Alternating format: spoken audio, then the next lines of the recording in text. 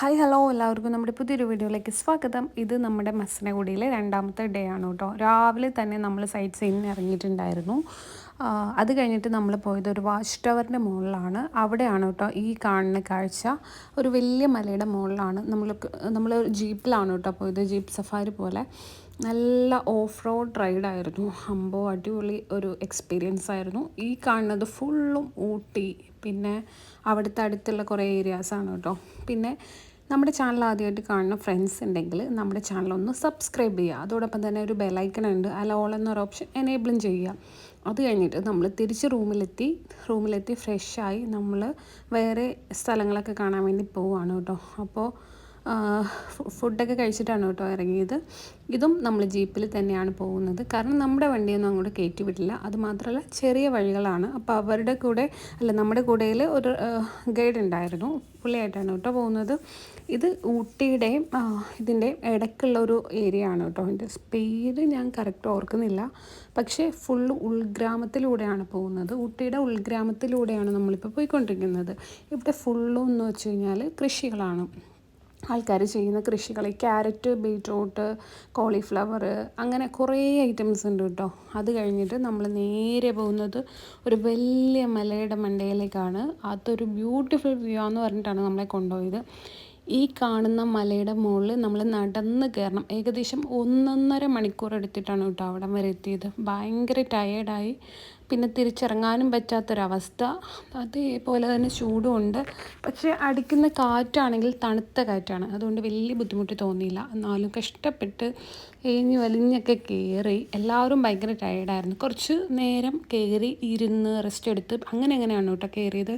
പക്ഷേ പൊക്കത്ത് ചെന്നുള്ള ഒരു കാഴ്ച ഭയങ്കര രസമായിരുന്നു കേട്ടോ. നല്ല രസമുള്ളൊരു വ്യൂ ആയിരുന്നു. നമ്മൾ ഈ കാണുന്നത് ഫുള്ളും ഊട്ടിയാണ് കേട്ടോ. ഈ മലയുടെ മുകളിൽ നിന്ന് ഫുള്ള് ഊട്ടി വ്യൂ കാണാമെന്ന് പറഞ്ഞിട്ടാണ് നമ്മളിങ്ങോട്ട് വന്നത്. കയറി വന്നു. ഒരു അരമണിക്കൂർ 3/4 മണിക്കൂറോളം ഞങ്ങൾ അവിടെ ഇരുന്നു. തണലൊക്കെ നോക്കിയിരുന്നു. കുറച്ച് നേരം റെസ്റ്റൊക്കെ ചെയ്തു. പിന്നെ എല്ലാവരുമായിട്ട് കുറേ നേരം സംസാരിച്ച് പിന്നെ കുറച്ച് തണുപ്പ് കൂടിയെന്ന് തോന്നിയപ്പോഴാണ് കേട്ടോ നമ്മൾ ഇറങ്ങിയത്. മുകളിലേക്ക് എത്തിയപ്പോൾ അത്യാവശ്യം നല്ല തണുപ്പുണ്ടായിരുന്നു കേട്ടോ. അതുകൊണ്ട് പെട്ടെന്ന് ഇറങ്ങാമെന്ന് വിചാരിച്ചു. പിന്നെ ഇപ്പം തന്നെ ഏകദേശം ഒരു 2:30-3 മണിയൊക്കെ ആയിട്ടുണ്ട്. പിന്നെ അധികം നേരം അവിടെ നിന്നില്ല. പോകുന്ന വഴി പൈൻ ഫോറസ്റ്റിലൊന്ന് കയറി നമ്മൾ ഫുഡ് കഴിക്കാൻ വേണ്ടി ടൗണിലേക്ക് പോയതാണ്.